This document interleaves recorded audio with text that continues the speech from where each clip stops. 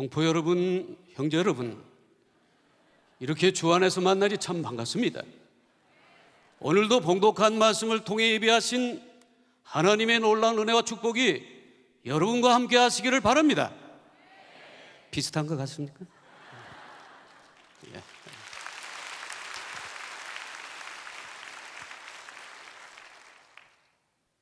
제가 사역하던 병원에 한 환자가 와서 진료를 마치고 돌아가면서 하는 말이, 부원장 선생님, 제 수염이 개성이 있다고 하는데 그러면 제가 개성 있지 서울이 있습니까? 그러고 보면 저도 한때 개성 있는 사람이었습니다. 근데 지금은 그 개성을 잃었습니다. 왜냐하면 알다시피 개성공단이 문을 닫았기 때문입니다. 개성을 잃었을 뿐만 아니라 사역지조차 잃어버리고 말았습니다. 참 괴롭습니다. 주일마다 어느 교회에서 예배를 드릴까? 강단을 잃은 목사의 아픔이 이렇게 큰 것인 것을 요즘 새삼 깨닫고 있습니다. 저만 아니라 1000명이 넘는 남측 주재원들이 대부분 실직하였고 고통을 당하고 있습니다. 123개 기업이 거의 파산 직전에 있습니다. 그러나 남측 주재원들이 지금만 아니라 개성공단이 가동되고 있을 때에도 그곳에서 커다란 고통을 느끼면서 살았습니다. 물론 천안함 사건이라든지 연평도 포격 사건, 일원에서 억류되거나 인질될 가능성이 있다, 전전긍긍하면서 불안에 떨면서 일을 해야만 했습니다. 이런 큰일만 아니라 평소에도 우리 개성공단에서 주재하던 남측 근로자들이 공통적으로 느끼던 3가지 고통이 있었습니다. 저는 그것을 개성공업지구의 3중고다 그렇게 이름을 붙여보았습니다. 첫째는 외로움이라고 하는 고통입니다. 가족과 떨어져서 살아야 하는 외로움입니다. 오지 선교를 하는 우리 동료나 후배들도 다 가족들과 함께 가 있는데 저는 11년 동안 혼자서 사역을 했습니다. 유럽의 한 모델은, 유명 모델은 인기가 떨어지고 직거하면서 급기야는 굶어서 자살하고야 말았습니다. 그러면서 그 일기에 이러한 내용을 남겼습니다. 죽음보다 더 두려운 것은 외로움이다. 이 외로움이라고 하는 이불을 뒤집어 쓰고 남측 주재원들은 매일 잠을 자야만 했습니다. 두 번째 고통은요, 무료함이라고 하는 고통입니다. 일과 후에, 특별히 주말이나 또 명절 연휴 기간에 갈 것도 없고 할 것도 없고 휴대폰 반입도 안 되고 인터넷도 안 되고 아무것도 할 수 없는 그런 상황. 그래서 주말이나 연휴 때면 주로 해외여행을 다니곤 했습니다. 그것은 2곳 정해진 곳이었는데 방콕과 방글라데시를 왔다 갔다 했습니다. 방에 곡 박혀서 방에 굴러다니는 이 무료함의 고통이야말로 정말 겪어보지 않은 사람은 알 수 없는 그런 고통입니다. 세 번째 고통은 답답함의 고통입니다. 답답함에는 3가지가 있는데 첫째는 공간적인 답답함입니다. 개성공단은 100만 평 부지에 이중 울타리를 치고 가운데는 순찰로가 있고 곳곳에 초소가 있습니다. 총을 든 친절한 북한 계력원 아저씨들이 우리를 지켜준다는 것 아닙니까? 그래서 우리는 개성공단을 개성수용소라고 얘기했습니다. 어떤 사람은 미국에서 감옥 생활을 하는데 미국 감옥만도 못하다. 그리고 대부분 남자들이 얘기하는 것은 뭐냐면 군대 다시 온 것 같다. 제대하고 꾸는 최고의 악몽이 뭔 줄 아십니까? 군대 다시 가라는 영장 받는 꿈입니다. 아무리 제대증을 보여줘도 영장 받고 다시 군대 가라고 하는 그 꿈에서 몸부림치면서 깨어나던 기억이 생생한데 그것이 현실로 이루어진 것이 어디냐? 바로 개성공단이다. 공간적인 답답함. 그래서 거기서 있는 것 자체가 고통스럽습니다. 2주가 한계라고 그러죠. 2주가 넘어가면 미칠 것 같다. 두 번째 고통은 관계적인 답답함입니다. 같은 조선말을 쓰는데 60년, 70년 서로 다른 체제와 문화와 생활 습관 속에 살다가 만나니까 통하지가 않죠. 통하지. 가까이 하기에는 너무나 먼 당신들. 우리가 부부싸움을 해요. 부부싸움 뭐 한참 1시간 막 열을 이고 막 하다가 헤어지면서 아이고 저 영감태계는 말이 안 통해. 아이고 저런 어쩌다 저런 것 만나가지고 말이 안 통해. 방언하셨습니까? 러시아 말 하셨어요? 공감할 것이 없다는 거죠. 공유할 것이 없다는 거죠. 저 사람들 마찬가지입니다. 같은 조선말 하는데도 아니 같은 조선말도 통하질 않아요. 제가 좀 뭐 동무들 이것 좀 먹어보라고 그러면 일 없습니다. 그래서 공단에 일하러 와가지고 뭐 일 없느냐. 괜찮다는 말씀입니다.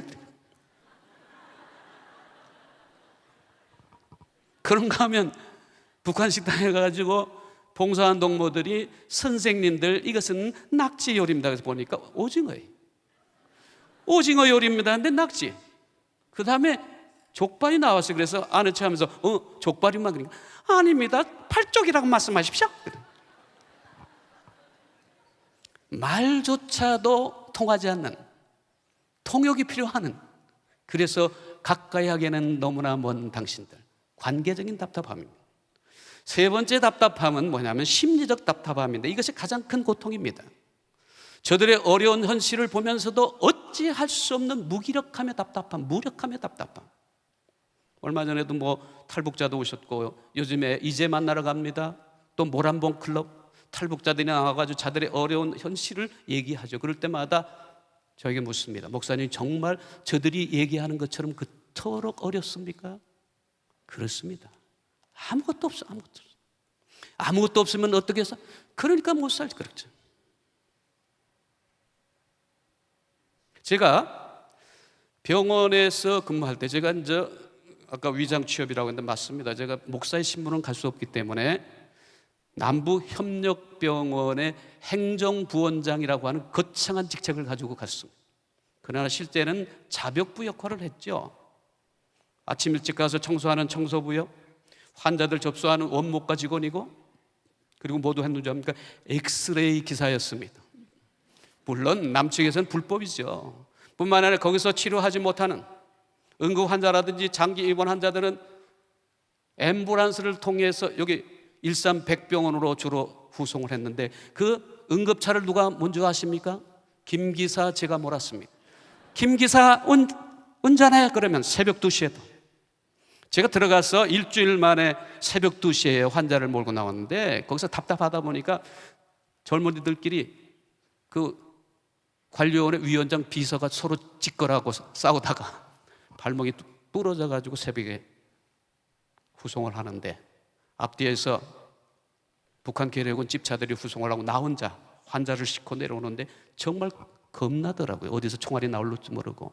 그러면서 분단의 현실을 뼈저리게 느꼈습니다. 아무튼 이 병원에서 제가 근무하고 있는데 북한 계력은 장교, 고급 장교, 말똥 2개, 우리로 말하면 중령, 대대장급의 고급 장교가 왔어. 다리가 아프다고 해서 양말을 벗으시오 선생 했더니 이 군인이 동작이 뭐 떠가지고 양말 벗는데 한참 걸려. 아직 멀었습니까? 예, 기다리시라. 그런데 나중에 보니까 양말을 벗는 게 아니라 양말을 풀르고 있어. 그것이 바로 예전에는 귀로만 들었사온데 이제 눈으로 봅니다라고 하는 발사계라는 사실을 알게 되었습니다. 옛날에 어른들부터 이 거지 발사계 같은 놈아 이런 얘기를 들었는데 그게 뭔지를 몰랐어. 발사계가. 근데 그것이 바로 양말 대신 추위를 달래기 위해서 흰 천으로 발을 감싸는 게 바로 발사계라는 사실을 알게 되었습니다. 그것도 선군 정치하고 군인은 무엇보다 모든 것 먼저 보급된다고 알고 있는 군대 고급 장교가 발사계를 하고 있습니다. 그렇다면 일반 인민들 뭐 알만하죠? 영하 10도 뭐 15도 되는데도 저 사람들 참 배구를 좋아하는데 쉬는 시간이라든지 점심시간에 겨울에도 배구를 하는데 대부분 남자들 맨발로 합니다. 맨발로. 참 안 됐습니다.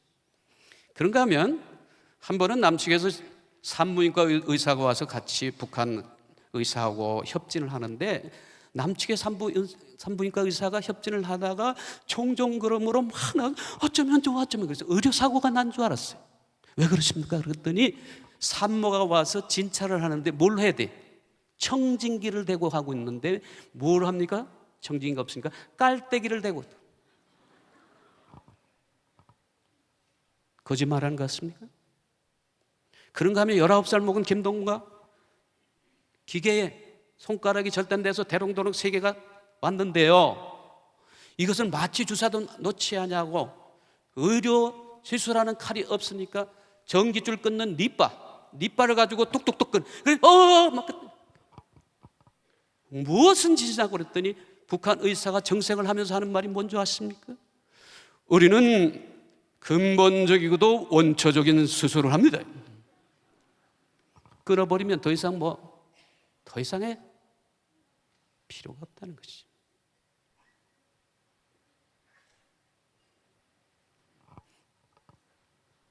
제가 북한의 현실을 보면요, 마치 6.25 직후에 미군 부대에 온 것 같다 그렇게 생각돼요. 저 사람들 아무것도 없는 미군 부대 얘기를 하니까 생각이 나는데, 제가 어렸을 때 미군 부대 근처에 살아가지고 참 영어를, 요즘에 조기 유학을 안 가서도 영어를 아주 잘했습니다. 뭐 서너 가지 했어요. Hi, hello, give me gum, give me chocolate. 그거였어요. 옛날에는 왜 뭐 차를 몰고 가면 그리 쑥독을 잡는지 몰라요. 뭐 안 돼. give me gum 하면 껌을 주기도 하지만 이 시커먼 그 흑인 병사가 씹던 껌을 탁 뱉으면 그냥 친구들이 그냥 논두렁에 빠진 그 껌을 먼저 주술라고 주워가지고 그걸 씻어가지고, 얼마나 귀한 껌인데 하루 종일 씹다가 내버릴 수가 없어서 방벽에다 붙여놓죠. 붙여놓고 그 다음날 아침에 떼어서 씹으려고 하니까 동생 놈이 씹고 있네. 이 일이 저 위에서 발생하고 있는, 저 껌 선생으로 부르는데 저 올라갈 때마다 껌을 몇 통씩 그 주명 씹다가 일을 마치고 공장 한편에 붙여놓고 갔다가 다음날 가져와서 다시 씹으려고, 김동무 여기 껌 못 봤어? 언니 제가 껌 지키는 사람입니까?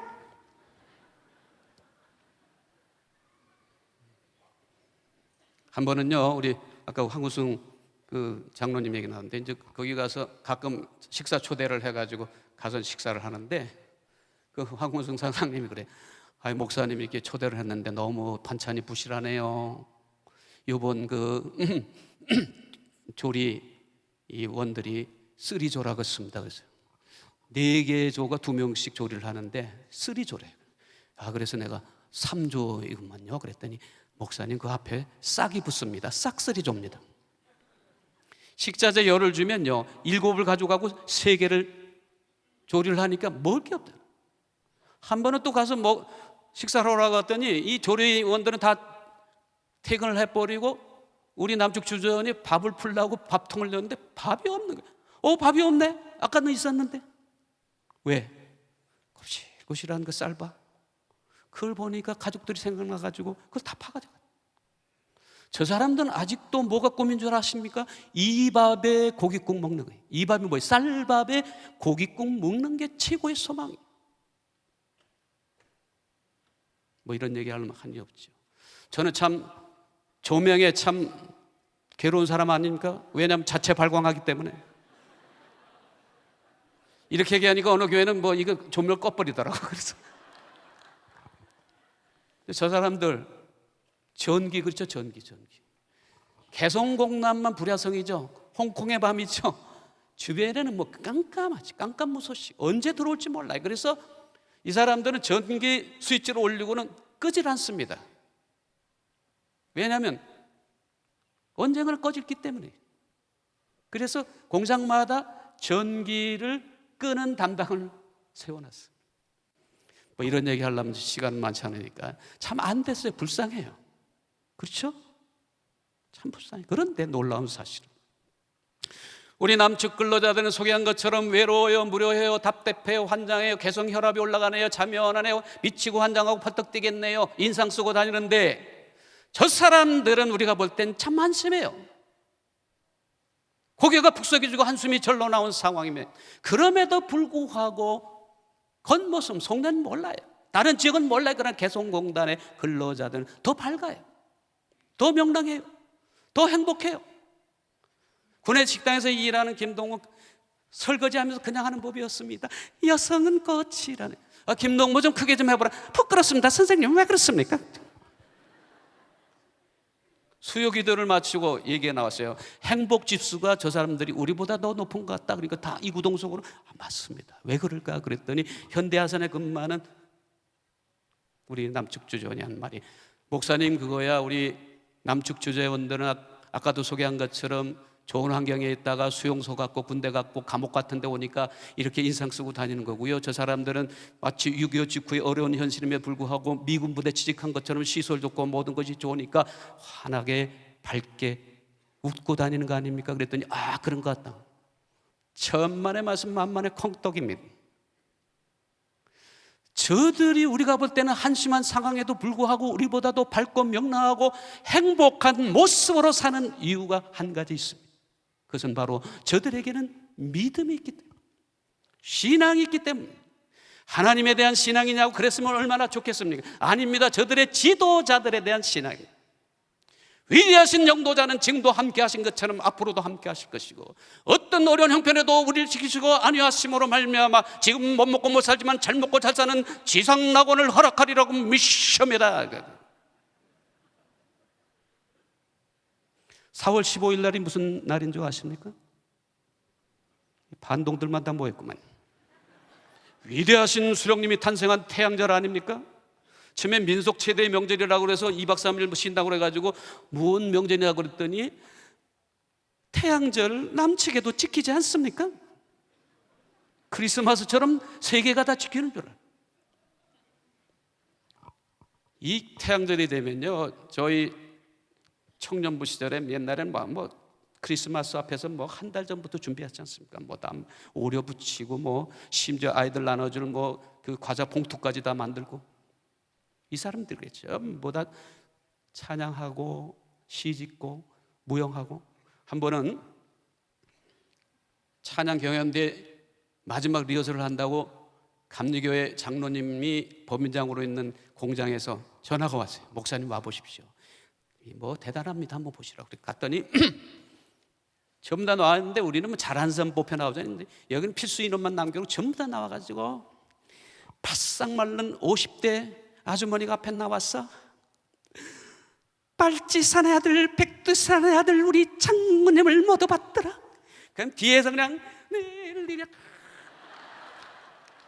그 좋아했잖아요. 좋아. 그 영상으로만 보던 걸 실제로 보니까 장로님이 저게 무서운 거라고. 저 옆에 맨날 일할 때는 꾸벅꾸벅 졸던 가는 건데 빨치산의 아들 백두산의 아들 살기가 돌고. 태양절이 끝난 다음에 제가 이제 새벽 기도를 마치고 아침 산책을 하고 있는데 기태 근무하는 동무가 출근해요. 그래서 아는 척했죠. 동무 출근하는 말, 선생님 안녕하십니까? 그래서 제가 점수 좀 달라고, 엊그제 태양절 있는데 수련께 참배하고 왔나 그랬더니 청색을 하면서, 선생님 지금 뭐라고 했습니까? 참배라고 했습니까? 참배는 사전차 보십니다. 죽은 사람에게 하는 겁니다. 우리 수령님은 아직도 살아계셔서 영원히 우리 함께 하시기 때문에 인사라고 고쳐 말씀하십시오.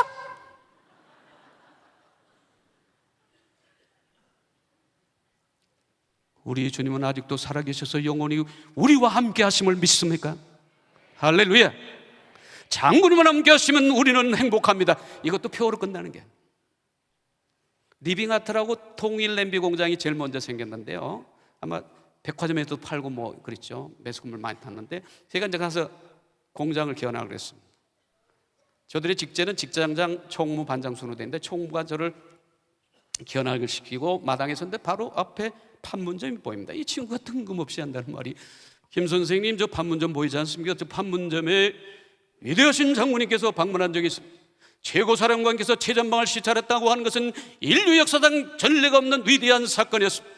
우리 장군님께서 판문점을 방문할 때 안개가 자꾸 꼈는데 이것은 남측의 적들로부터 우리 장군님을 보호하게 한 것입니다. 이처럼 위대하신 장군님께서는 일기조차도 운행하시는 위대한 지도자십니다. 이럴 때 좀 박수가 나와야 되는데, 박수 안 치신 분들, 옆에 박수 치신 분들 국정원에 신고하시기 바랍니다. 정동영 씨가 통일부 장관 시절에 몇 차례 방문했는데요, 동선이 경협사무소, 그 다음에 지금 바뀌었지만 패밀리마트, 저희 병원, 관리위원회 이렇게 동선이 그리 됐어요. 기다리고 있다가 그 마트에 근무하는 김동무, 아주 보위부 출신인데 빨간물이 줄줄 흐르는 친구예요. 제가 그랬죠, 동무 남측에서 통일부 장관님 오신 거 아나? 네, 알고 있습니다. 난 지난해도 왔다 갔지 않았습니까? 그러면서 뜬금없이 한다는 말이, 청 장관님은 이 세상에서 가장 행복한 분이라고 생각합니다. 왜 그러냐 그랬더니 우리 장군님을 만나 사진도 찍으시고 식사도 함께 하지 않았습니까? 그런데 장군님을 만난 사람은 이 세상에서 가장 행복한 사람이라고 하는 고백이 형식적인 고백이 아니라는 사실을 알게 되었습니다. 얼마 뒤에 제가 개인적인 만남에서 은심아, 너의 최고의 소망이 뭐냐 하는 거 주저없이 한다는 말이, 그야 물론 장군님 만나 뵈는 거죠. 사랑하는 여러분, 주님을 만났다라고 하는 그 사실 하나만으로 나는 이 세상에서 가장 행복합니다 자신 있게 고백할 수 있습니까? 이리순에 부산에서 한 6개월 동안 봉사하러 왔던 서간호소라고, 몸이 중후해서 웬만한 태풍에는 날아가지 않을 정도로 아주 육중한 몸매를 자랑했는데, 하루는 막 지축을 힘들면서 막 헐레벌떡 뛰어, 부원장 선생님 어쩌면 좋아요, 어쩌면 좋아요. 그래서 왜 그러냐고 그랬더니 아무래도 추방당할 것 같아요. 왜 그러냐는 거예요. 말에 실수를 했대요. 알고 보니까 저 사람들 뭘 달고 있죠? 배지. 뭐가 그려진? 김일성 초상화가 그려진. 물론 김정일 초상화를 같이 달고 다니는 사람이 있어, 2개를. 그러나 대부분 하나 다는데, 하나 달면 김일성 초상화를 달아요. 왜 그럴까요? 아직도 살아계셔서 영원히 우리와 함께 하시는 영생교주기 때문에. 평소에 궁금했던 모양이에요. 김동무, 이 배지 잃어버리면 다시 주니까. 쟤는 지도자에게만 하면 정색을 합니다. 언니, 배지라니요? 휘장이라고 고쳐 말씀하십시오. 그리고 휘장을 가리킬 땐 이렇게 하지 마시고 이렇게 하십시오. 그리고 그 다음에가 더 충격적입니다. 휘장을 잃어버린다고요? 저는 수령님을 제 심장 속에 모시고 살기 때문에 절대 잃어버린 일 없습니다. 사랑하는 여러분, 주님을 여러분의 심장 속에 모시고 살고 계십니까? 이 병원에 북한 간호원들을 하고 있으면 저는 뭐 정체가 드러날까 봐 전전긍긍하면서 복음을 전하지 못하는데, 저 사람들은, 저 친구들은 뭐냐면 기회가 있을 때마다 주체교를 저한테 전하려고 해요. 유동무라고 하는 간호사가 한 말이 뜬금없이, 부원장 선생님, 우리 수령님은 친히 텃밭을 가꾸시고 거기서 터득한 지식을 현지 지도하시며 우리 인민들을 잘 먹고 잘 살기 위해서 불철주야 노력하셨습니다. 그러면서 한다는 말이, 수령님 없는 삶을 생각한다고 하는 것은 태양 없는 꽃을 바라는 것과 마찬가지입니다. 그런데 이 친구 어느 날 갑자기 부원장 선생님은 종교가 뭡니까? 야, 이제 가슴이 뛰기 시작했어요. 이제 정체가 드러난 모이다. 이제 고발당하면 추방당할 수밖에 없다. 그래서 아주 대답을 하다 피하니까 착문 물어서 남측에는 직접 얘기하지 않고 기독교, 불교, 천도교 여러 종교가 있다. 그러니까 그 중에 그러면 부원장 선생님은 뭡니까? 그래서 할 수 없이, 자, 이제 들켜서 추방당할 바에는 전도하고 내려가자 하고, 기독교지. 기독교는 뭐 하는 종교입니까? 하나님을 믿는 종교지. 하나님이 이 세상을 창조하시고 다스리시고 하나밖에 없는 아들 예수 그리스도를 이 땅에 보내주셔 십자가에 달려 죽게 하심으로 그 십자가에 흘리신 피로 말미암아 우리가 구원받고, 얘기를 하니까, 아, 그 하나님 말입니까? 그 하나님 우리 어르신네들도 믿은 적 있지 않습니까? 그런데 하나님을 믿는다고, 하나님께 기도한다고 뭐 달라진 거 있습니까? 뭐 준 거 있습니까? 미련한 시절에는 하나님을 믿었는지 모르지만 지금 믿으리 오직 한 분 계시지 않습니까? 우리 장군님. 사랑하는 여러분, 우리 주님만이 믿으리 오직 한 분뿐임을 믿습니까? 할렐루야. 가끔 저들이 이제 오후에 환자가 뜸하게 되면요, 모여가지고 노래를 해요. 쟤들 뭐 기타 잘 치죠. 기타도 잘 치고, 그 다음에 손풍금, 어코디언도. 그러면서 초대를 하죠. 선생님이 이리 와서 같이 불러봅시다. 손살을 쥐면서 아유 그거 뭐 배우다가 남측에서 써먹지도 못할 걸 자꾸만 사양을 했어요. 근데 한 번은 강동무라고, 이 친구 이제 조금만 수줍으면 얼굴이 벌거래지는, 내가 그래서 앵두보라가시라고 별명을 했는데, 이 친구가 계속 초대를 하는 거예요. 선생님 이리 와 보십시오. 이 노래는 배우다가 특별히 사모님께 불러주면 좋아할 겁니다. 그래서 무슨 노래냐 그랬더니 안해의 노래. 안해. 저 사람들은 고를 그대로 씁니다. 아내가 아니라 안해. 안에 있는 태양. 여기 앉아있는 모든 남성 동무들, 같이 사는 여성 동무들이 안에 있는 태양인 줄 믿습니까? 복 받겠어요. 이 노래를 배우다가 우리 집사람, 제가 평소에도 같이 사는 이 사람이 여자일까 싶은 그 사람에게 노래를 불러줬더니, 오래전에 불러줬는데도 입이 찢어져 여기 걸려가지고 아직도 안 내려와. 이 정도 얘기하면 다른 교회에서는 박수가 나오던데.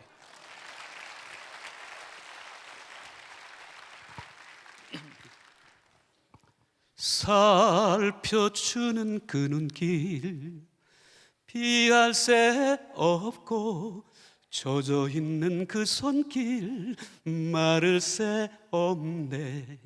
사랑 없인 잠시도 못 사는 마음, 저를 위해 바친 것 하나 없어라. 안해요 안해요, 그대는 나의 길동무. 좋다.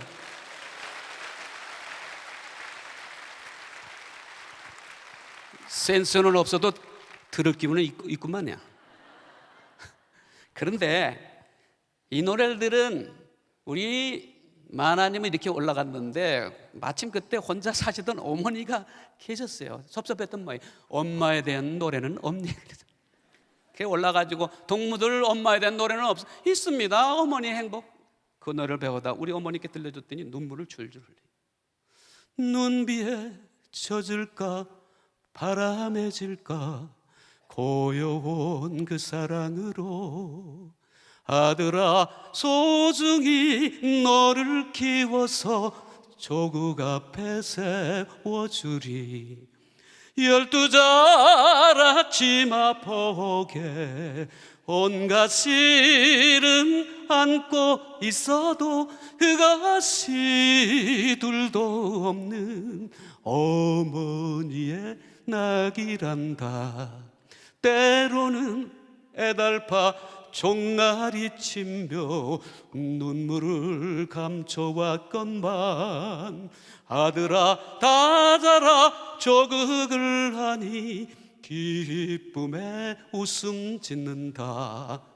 오만자루 품들이느라 검은 머리 이어졌어도 그것이 둘도 없는 어머니의 행복이란다. 좋다.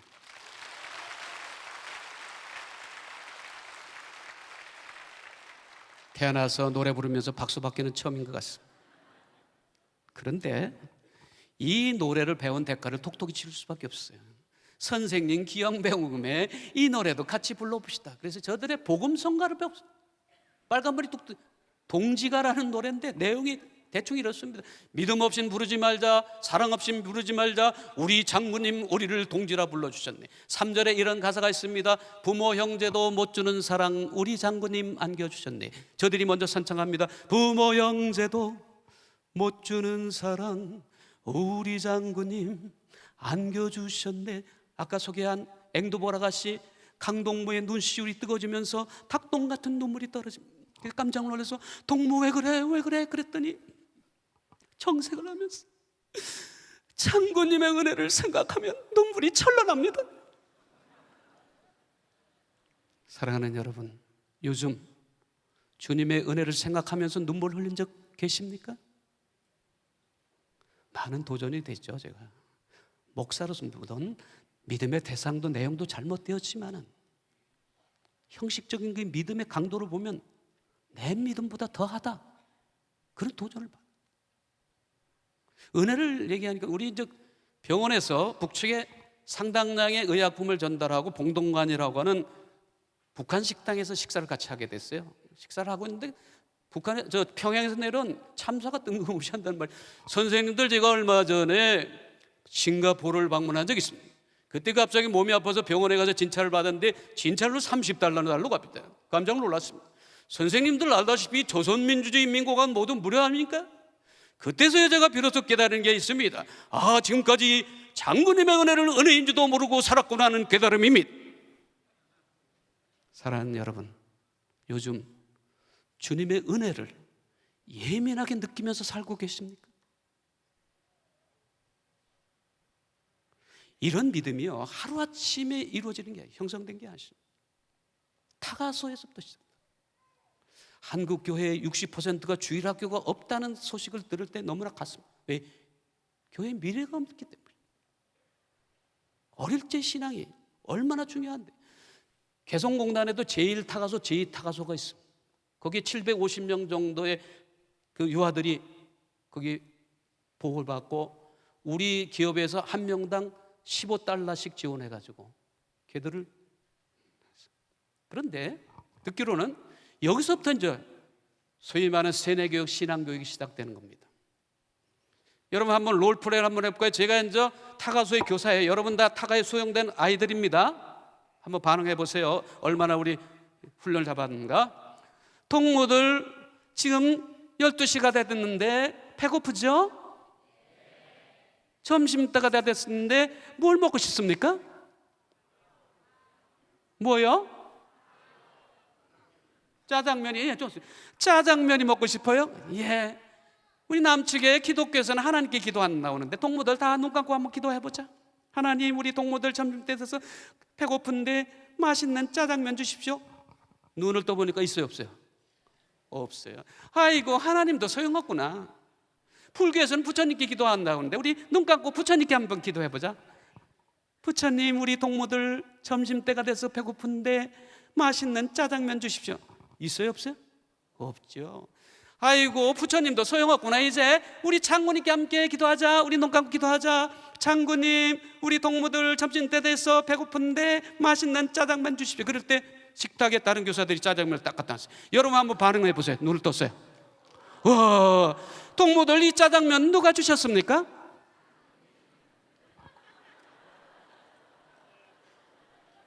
국정원에 신고하시라. 한 번 속지 두 번 안 속는다고 전부 다. 근데 아이들은 어때요? 순수하니까 장군님. 그것이 반복되면 짜장면 누가 주는 거라고요? 장군님. 벌써 넘어갔어요, 벌써. 그래서 모든 좋은 것은 누가 주시는 거예요? 장군님. 우리가 히브리서 기자가 고백한 것처럼 위로부터 해전하는 그림자조차 없는 그분으로부터 모든 좋은 것을 공급받는다고 고백하는데 그 사람은 누가? 장군님이. 장군님이 가르쳐 주시고 장군님이 먹여주시고 장군이 입혀주시고. 그래서 아까 강동무모의 장군님의 은혜를 생각하면 눈물이 절로납니다. 참 무섭죠? 무섭죠. 이런 일련의 사건을 경험하면서 저는 북한에 대한 인식을 전면 재조정하지. 물론 요 사전 지식은 있었죠. 여러분, 지금은 물론 나라가 먼저 이래 돼서 그렇지만은 남북관계 이렇게 되었고 북한 선교 또 통일의 문제가 이렇게 지지부진하고 아무런 진척이 없는 이유가 어디 있다고 생각하십니까?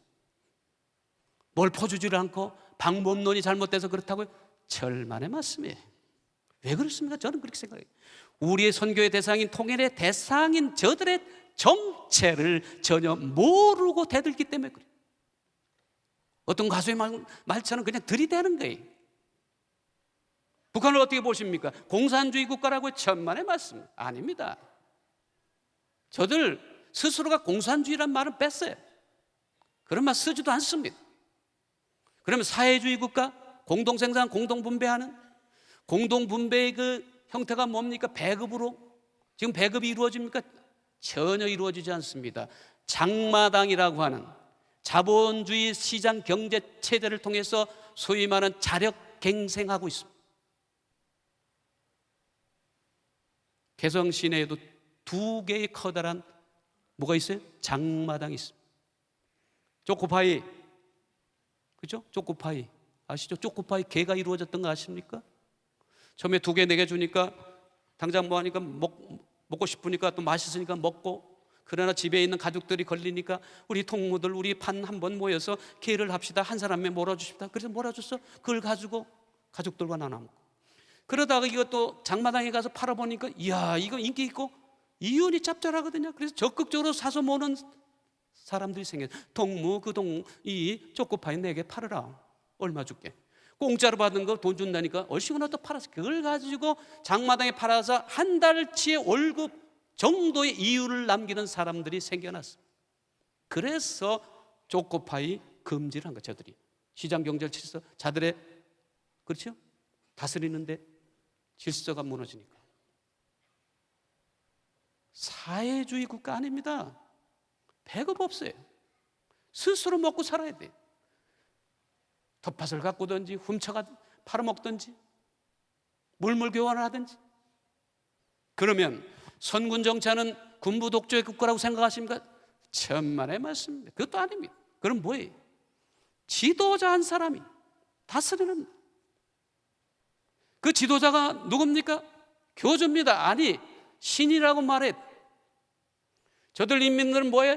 주체교를 믿는 그러한 신앙 집단. 외부에서만, 유엔에서만 주체교라고 말하는 줄 알았어요. 저는 저들의 이불을 통해서 주체교라는 말을 듣고 깜짝 놀랐습니다.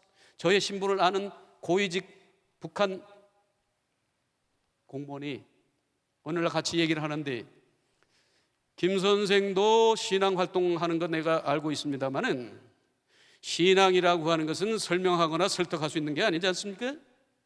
자기 믿는다를 믿고 따르는 거 아닙니까? 우리는 주체교를 믿습니다. 우리는 장문의 말씀을 따라 살고 있습니다. 한마디로 말하면 그렇게 얘기하면 좋을까요? 북한 전체를 제2의 통일교다, 뭐 이렇게 얘기해도. 사입이 신앙 집단. 그러므로 교주가 죽어도 교세는 약화되어도, 그렇죠? 그 체제가 무너지지 않은 것처럼 여전히 70년을 버티고 있는 거예요. 김일성이 죽으면 망할 거라고 천만에 말해요. 김정일이 죽으면 망할 것, 김정은이 뭐 젊은 놈이 하면 망할 것. 아닙니다. 왜 안 망해요? 종교 체제기, 사입이 이단 종교 집단이기 때문에. 이런 일련의 사건을 경험하면서 이런 정체를 알게 되면서 제가 기도의 내용을 바꿨습니다. 그전에는 아니란 방법론적인 기도를 했어요. 어떻게 하면 제 정체가 드러나지 않냐고 안전하게 저들에게 복음을 전할 수 있겠습니까? 어떻게 하면 조금이라도 주님의 사랑을 저들에게 전할 수 있을까요? 고민하면서 기도했습니다. 그러나 이런 신앙 고백이 아닌 신앙 고백을 경험하면서 도전을 받고 저는 기도의 내용을 바꿨습니다. 하나님 아버지, 물론 믿음의 대상도 잘못되었고 믿음의 내용도 잘못되었습니다만은 저 마트에 근무하는 김동무의 믿음을 넘어서는 믿음을 저에게 허락해 주시옵소서. 아무리 외롭고 무료하고 답답한 현장에 있을지라도, 아무리 둘러봐도 소망이 없고 한숨이 절로 나오는 상황이 있을지라도, 내가 하나님을 만났다고 하는 그 사실 하나만으로 나는 이 세상에서 가장 행복합니다, 자신 있게 고백할 수 있는 그렇게 성숙한 모습으로 변화되게 하여 주시옵소서. 그런 모습으로 저들을 향해 담대히 나갈 수 있게 도와 주시옵소서. 기도는 했지만 저도 연약한 존재라 뭐 오랜 세월이지만 제가 하나님 앞에 부끄러운 기도, 아주 반항하는 기도를 했어요. 제가 그 당시 컨테이너 숙소에서 살고 있어요. 컨테이너, 뭐 숙소가 열악했기 때문에 한 게 아니라 제가 목회를 그만두고 올라가니까 살 곳이 없잖아요. 평생 교회 사택에 살 줄만 알지 아무런 대책이 없어요. 그래서 모든 짐 정리하고 몸만 빠져나와가지고 어떡할까 고민하다가 우리 집사람 보고 친정에 방 하나가 비어있는 거 있으니까 가서 당분간 친정에 가서 살아, 그래가지고 친정을 보냈습니다. 저는 아들이 하나밖에 없는데 그 당시에 아들이 고등학교를 졸업하고 대학을 입학한 상황이었는데 아들 보고는 어떡하겠니, 갈 곳이 없으니 당분간 외가에 가서 좀 지내거라, 외가로 보냈어요. 우리 집사람을 친정으로 보내고 우리 아들을 외가로 보내고 나는 어떻게 할까 고민하다가 처가로 갔습니다. 갔더니 우리 집사람은 친정에 와 있는데 우리 아들은 아버지가 개표이네요. 처자식은 몰라라 하고 경제적으로 어렵게 하고 살 것도 만들고 만들어 놓지 않냐고 계속 공단으로 날아갔다는 거예요. 이제 아버지 신뢰하지 않냐고 아버지하고 관계 끊고 자기는 스스로 독립하겠다고 학교를 휴학하고 군산에 있는 모 공장에 가서 일을 시작해요. 얼마 뒤에 들려오는 소식이 뭐냐면 우리 아들이 1m 82에 그 당시 90kg 가까이 나갔는데 이놈이 열악한 환경에서 제대로 먹지 못하고 일을 하다 보니까 요즘에 누가 걸립니까? 폐병이 걸려요. 폐결핵이. 다 죽어가지고 그러지 않아도 아버지 노릇 못하는 게 늘 마음에 걸리고 사위 노릇 못하는 게 늘 마음에 걸리죠. 제가 가끔 처가에 가면 친정에 있는 우리 마누라가 늘 구발단다. 뭐 어머니야 딸이니까 그냥 이렇게 감싸는데 우리 이제 장인어른이 뭐라고 하십니까? 직접 얘기 안 해요. 김 목사, 내가 지난 주일에 우리 친구 사위 초청을 받아가지고 여의도에 근사한 레스토랑에 가가지고 칼질을 좀 하고 왔지. 이런 얘기 하는 거예요. 무슨 얘기? 그런데 자네는 뭐 하고 있나 그런 거예요. 그래서 우리 집사람 만날 때마다 단칸방이를 얻어서 독립합시다. 뭐 그것도 걱정이지만은 하나밖에 없는 아들 왜 저렇게 폐병에 걸려서 다 죽게 합니까? 저는 막 떼굴떼굴 굴르면서 하나님 아버지, 저야 막 목사로서 마땅히 감당해야 할 사명이고 어려움이지만은 왜 남툭에 두고 있는 이 내마나 특별히 하나밖에 없는 아들 폐병에 걸려서 죽게 만듭니까? 떼굴떼굴 굴르면서 막 몸부림치면서 그때 성령님을 통해서 들려오는 음성이 있었습니다. 그것은 그 옛날 사도 바울에게 주셨던 똑같은 음성이, 그래도 김 목사 내 은혜가 족한 줄 알아라. 참 나보다 믿음이 좋은 분들이 몇 분 계시네. 저는 아멘 접수가 안 돼. 무슨 은혜가 족합니까? 더 이상 밑바닥 내려갈 수 없는 이런 상황에 무슨 은혜가 족합니까?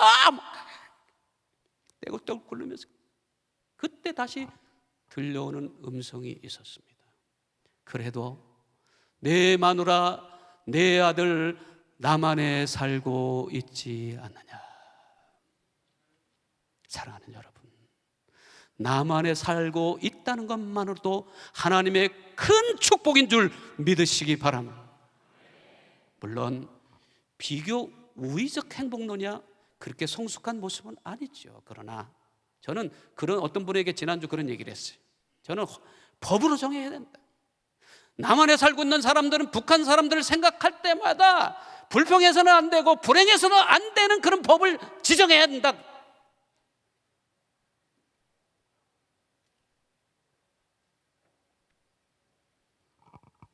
저 북한 사람들 아직도 이 밥에 고깃국 먹는 게 소원입니다. 아침 일찍 나오다 보면 밥을 못 먹어가지고 쉬는 시간에 정수기 앞에 줄을 섭니다. 왜? 물배 채우려고. 물배 채우. 흔하디 흔한 제일 싼 것이 뭡니까? 계란 아니면 달걀.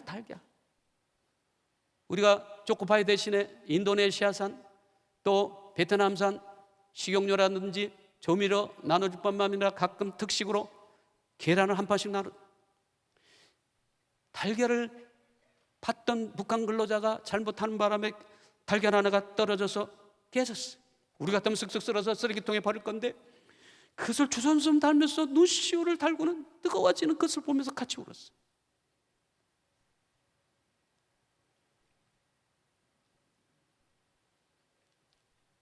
그러나 요즘 너무나 많이 드셔서 다이어트 하시느라고 애를 쓰시는 남한의 동포 여러분, 그래서 요즘 저 북한 사람들보다 그렇게 더 행복하십니까? 이 세상에 못 먹고 못 사는 불쌍한 이웃들 많습니다. 아프리카, 동남아시아. 그러나 없는 데다가 자유조차 없는 것은 바로 저것뿐이라고 생각합니다. 개성공단에도 2인조, 3인조 활동하고 아침에 독보에 저녁에는 생활총화.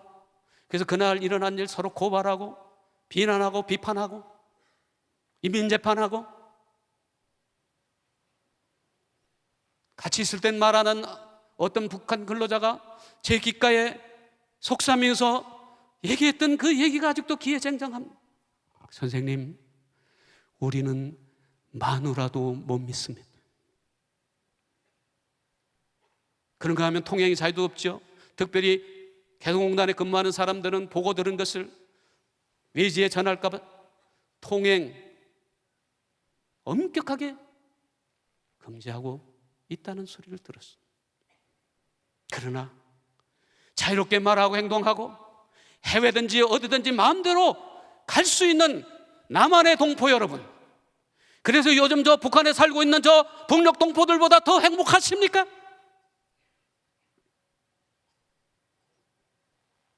저는 개성병원을 섬기면서 같이 개성교회를 개척했습니다. 컨테이너에서 또 개성병원 로비에서 예배를 시작했어요. 공식적으로 인정된 교회가 아니기 때문에 어려움을 많이 당했죠. 저희들이 수요기도 드리는 것을 옆에 있는 아까 김동무 총국에 고발해서 몇 번 경고를 먹었습니다. 김 선생, 병원에 무엇 때문에 오셨습니까? 위험한 짓 하지 마실래? 본연의 임무에 충실하시래. 전전긍긍하다가 믿음의 기업 거기에서 신우애들과 함께 예배드리기 시작했죠. 사무실에서 강당에서 예배드리다가 언감생심 개성교회라는 현판을 달았습니다. 이것을 알고 또 북한 참사가 찾아왔어요. 이 누가 허락한 교회입니까? 조선그리스도연맹에 가입했습니까? 가입하면 우리가 교회 허락하겠습니다. 그리고 평양에서 목사 파송하겠습니다. 우리가 평양에서 파송한 목사의 설교를 들을 수 있습니다. 그래서 눈물 흘리면서 현판 띄었습니다. 그러면 성찬식을 하고 싶은데 성찬기가 없어서 어떻게 반입할까 고민하다가 차는 개인에게 분납해가지고 각자 들고 오게 하고 이 성찬기가 문제됐어요. 성찬기를 가져가다가 이게 뭡니까 하는데 가져오는 우리 교우가 아주 성령님의 지혜를 통해서 아주 지혜로운 대답을, 빵 찌는 기계입니다.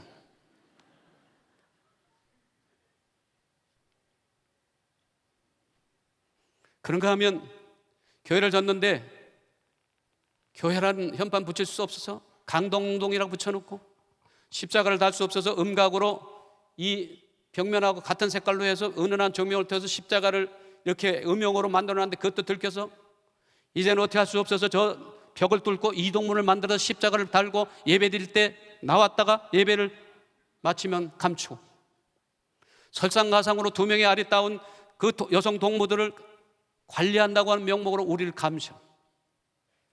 설교 내용이라든지 기도 내용이라든지 주보도 만들었다 즉시 폐기시키고 저들의 고발로 제가 목 떨어질 뻔한 적이 있습니다. 여기 살아서 이렇게 간증한다는 게 기적.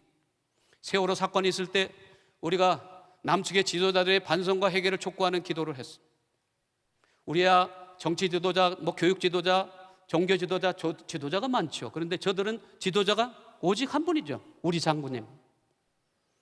남측 지도자의 반성과 해결을 촉구한 걸 자기 지도자의 해결과 반성을 촉구했다고 고발해버렸어요.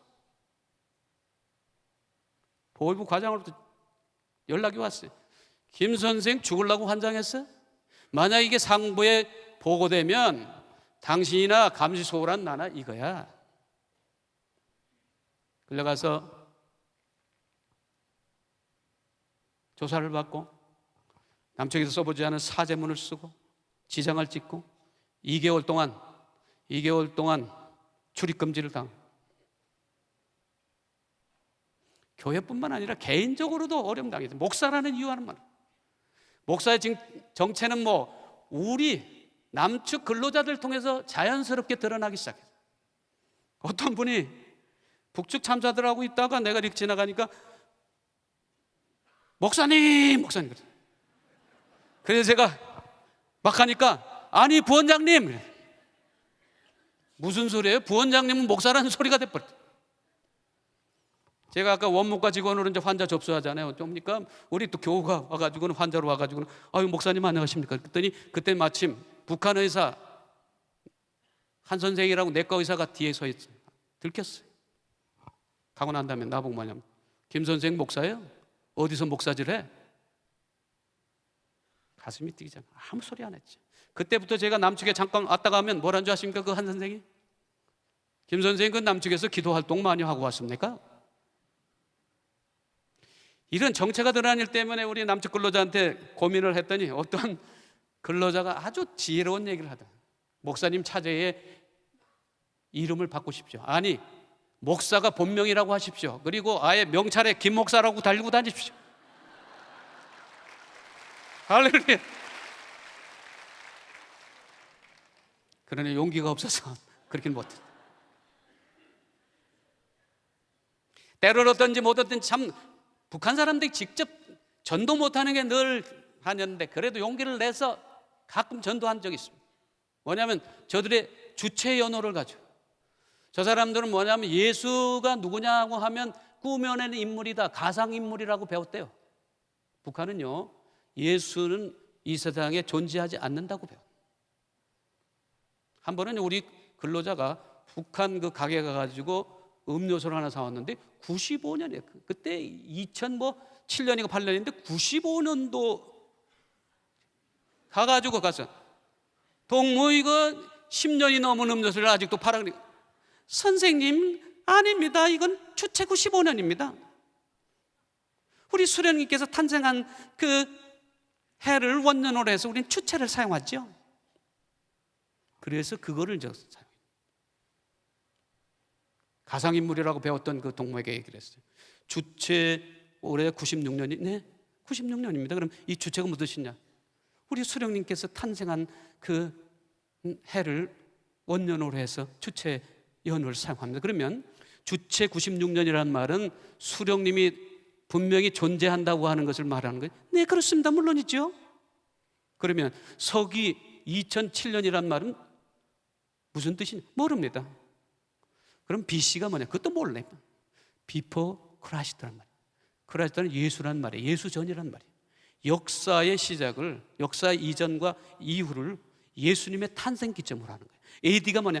그것도 모릅니다. 아노도민이라고. 이건 예수님의, 주님 이후란 뜻이에요. 그렇다면 주체 96년은 수령님이 탄생 기점을 하니까 이 주체란 말 자체가 수령님이 실제 존재하는 인물이라는 거죠? 예, 맞습니다. 그러면 서기 2007년이라고 하는 것은 AD는 예수 그리스도의 탄생 기점으로 하니까 예수 그리스도가 실제 하는 인물이야? 뭐 아니야. 얼굴이 팍. 그런가 하면 무식하고 용감하다고 제가 개발한 하나의 메뉴가 있습니다. 옆에 마트로부터 유통기한이 다 된 삼각김밥을 늘 공급받는데 다 먹지 못하면 냉동실에다 놨다가 이걸 어떻게 해결할까 고민하다가 제가 메뉴를 하나 개발한 게 있어요. 한번 오늘 저녁에 가서 야식으로 한번 해보십시오. 삼각김밥을 죽처럼 끓입니다. 물을 많이 넣어가지고 푹 끓여가지고 거기다 라면을 넣고 라면 스프와 함께 같이 저으면요, 기똥찬 삼각라면이 탄생됩니다. 침 흘리는 분이 계신데 벌써. 쟤들이요, 라면 하루에 몇 번을 줘도 먹습니다. 라면 환장하지. 그래서 원칙적으로는 우리 남측 사람과 북측 사람이 어울려서 함께 식사를 할 수가 없습니다. 그리고 점심시간에 같이 가야지 도시락 까먹는데 없으면 동무 누구하고 밥 먹었어? 이러면 좀 곤란해지니까. 그런데 옆에 있는 두 동무들, 여성 동무들 앉혀놓고 같이 밥 먹자고 그랬어요. 안 됩니다. 앉혀. 그래놓고 우리는 밥 먹을 때 기도한다고 그래. 기도하자고 그러니까 그러면 저희들 잠시 밖에 있다가 다시 들어오겠습니다. 아예 앉아. 근데 그 중에 한 사람이 뭐냐면 결혼을 했는데 아직 태가 열리지 않아. 왜냐하면 결혼 전에 이미 임신 경험이 있어서 낙태를 해가지고 그 후유증으로 결혼을. 저 사람들은 혼전 관계는 허용하는데 소위 말하는 우리처럼 일이 된 것을 혼수라고는 인정하지 않아요. 그래서 좀 더 낙태하고. 그런 동무가 있어서 제가 세게 기도했습니다. 식사 기도뿐만 아니라 우리 동무의 태가 열려서 그야말로 뭐 옥동자를 분만하게 슈시없어 기도하고 났는데 왠지 제가 집중하잖아요. 고발당하면 이렇게 될까 싶어가지고 이제 여세를 하나 잠궜습니다. 동무들 이 일로 인해서 내가 어려움 당하면 동무들이 고발한 줄 알겠어? 선생님 절대 그런 일 없습니다. 또 한 번 더 쐐기를 박았습니다. 만약에 고발하면 나도 같이 고발할 거야. 니들도 기도했다고. 그러고 식사를 마치고 가면서 이 태를 여러 개 한다는 그 동무가 내 귓 속에다 한 말이 아직도 쟁쟁합니다. 만약에 제가 임신을 하게 되면 선생님께서 기도한 그분이 임신하게 해준 줄 믿겠습니다. 할렐루야!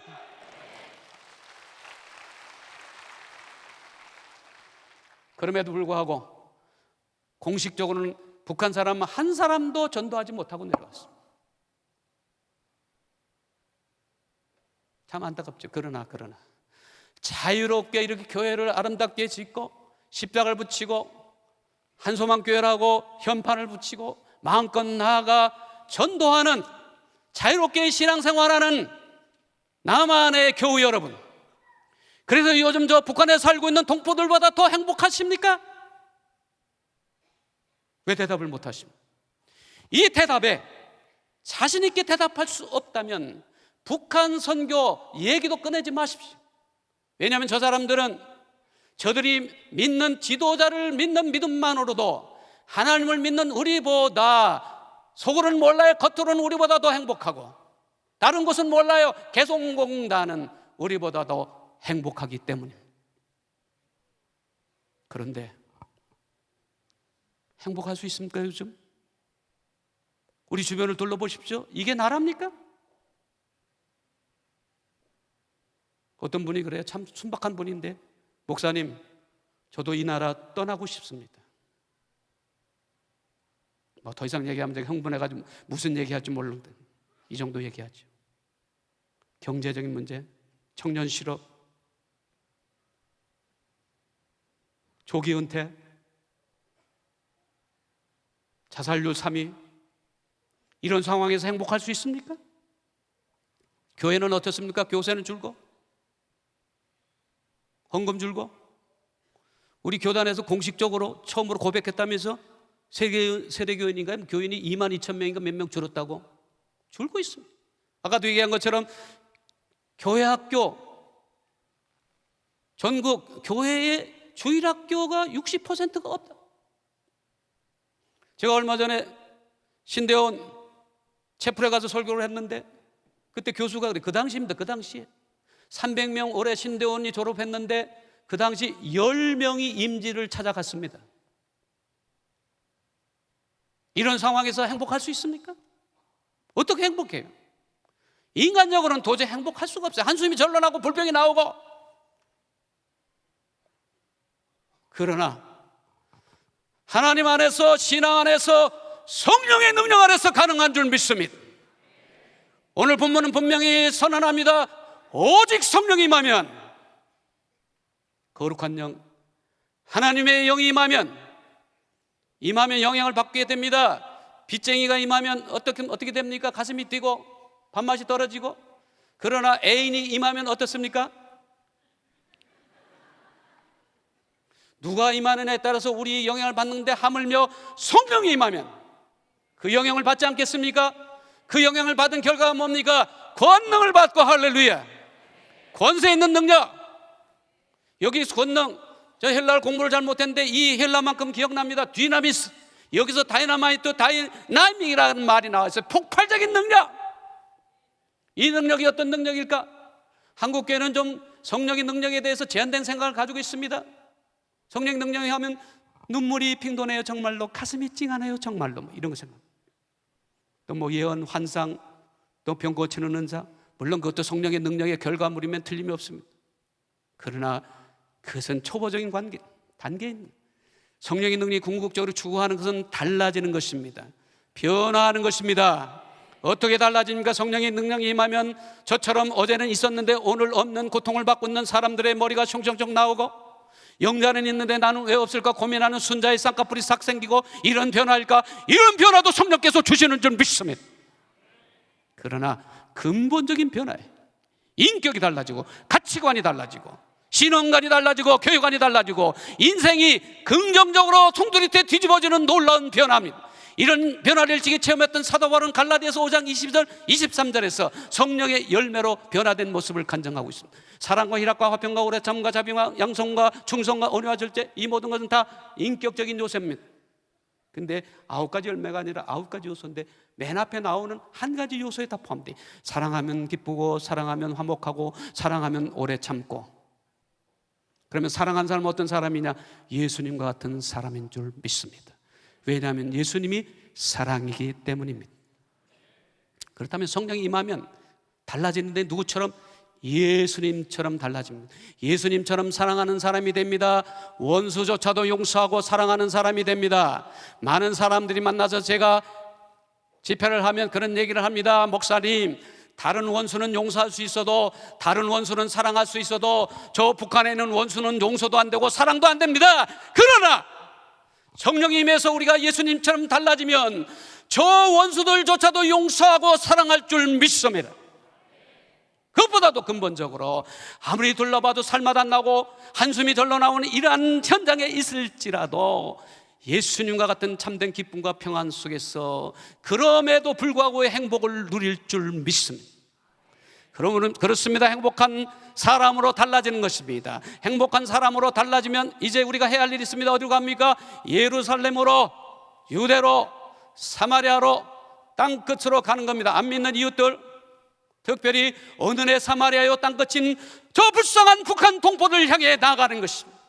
그래서 다른 사람이 아닌 나를 통해서 예수 그리스도가 증거되고 복음이 전파되고 하나님의 나라가 온통 이 땅에 이루어지는 가운데 분단의 아픔을 겪고 있는 이 나라 이 민족이 주님의 사랑 안에서, 주님의 통치 안에서 하나 되어 얼싸안고 춤을 추는 그날이 속히 올 줄 믿습니다.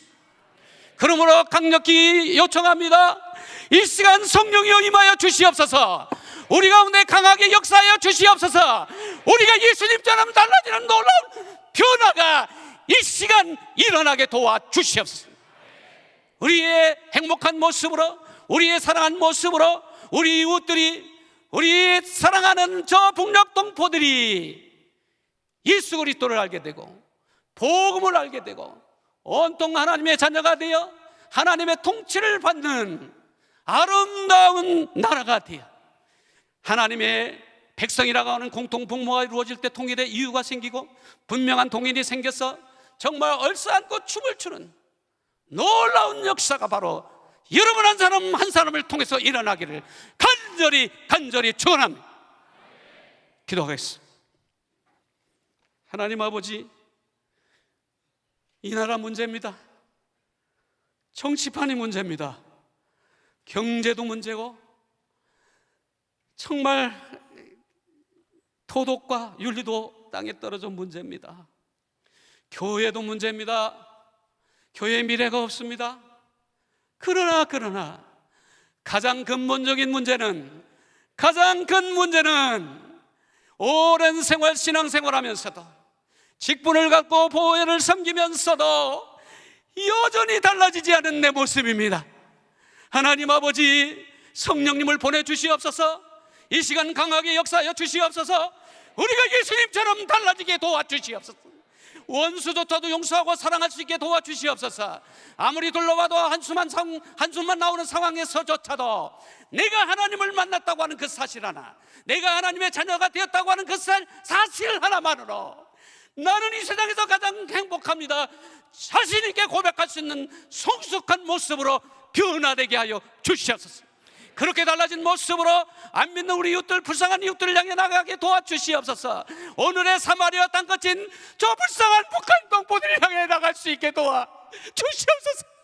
그래야 우리 모두 하나님의 통치를 받는 주님의 사랑 안에서 하나 되어 얼싸안고 춤을 추는 그날이 속히 올 수 있게 도와주시옵소서. 예수님의 이름으로 간절히 기도하옵나이다. 아멘.